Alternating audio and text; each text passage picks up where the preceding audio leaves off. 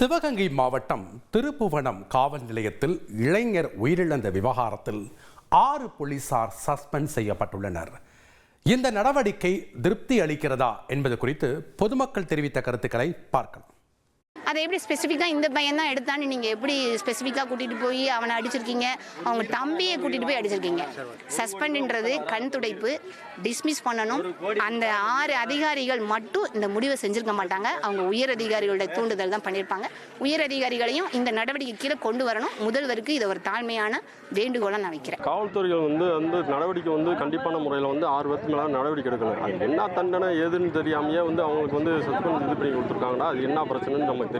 தற்சமயம் இந்த நடவடிக்கை சரி, மேற்கொண்டு விசாரணையை நியாயமாக பண்ணி அதுக்கு உண்டான தண்டனையை வழங்க முடியாத சர்க்காருக்கு ஒரு கோரிக்கை. தொடர்ந்து இப்படி ஒரு சம்பவங்கள் நடைபெறக்கூடாது. உயிர் பலி என்பது ஏற்றுக்கொள்ள முடியாது.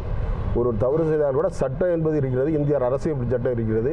காவல்துறை இப்படி தவறான போக்குகளை அவருடைய இஷ்டத்துக்கு எடுத்து உயிர் பலி செய்வதை தடுக்க வேண்டும் என்பது தான் பொதுமக்களுடைய இதாக இருக்கும். இந்த வழக்கம் சீக்கிரமாக முடிஞ்சு அதுக்கு குற்றவாளிகளுக்கு தகுந்த தண்டனை கிடைச்சிதுன்னா அதனால் காவலர்கள் ஒரு பயம் வரும் அவங்களுக்கு. அதாவது மனித உரிமை மீறல் பண்ணக்கூடாதுங்கிறத ஒரு பயம் வரும். அதனால மனித உரிமை மீறல் தொடர்கதையாக நம்ம தமிழ்நாட்டில் நடக்காமல் இருக்கும். அவர் உறவினர் வீதியில் இறங்கி போராடும் போது காவல்துறை அந்த பணியில் இருந்த காவலர் 6 பேரை சஸ்பெண்ட் பண்ணியிருக்காங்க. இது மக்களை ஏமாற்றுறதுக்கு ஒரு கண் துடைப்பான செயல். உரிய விசாரணை அந்த லாக்அப் டெத்துக்கு காரணமான காவல்துறை அதிகாரி யாரோ அவரை சஸ்பெண்ட் பண்ணணும்.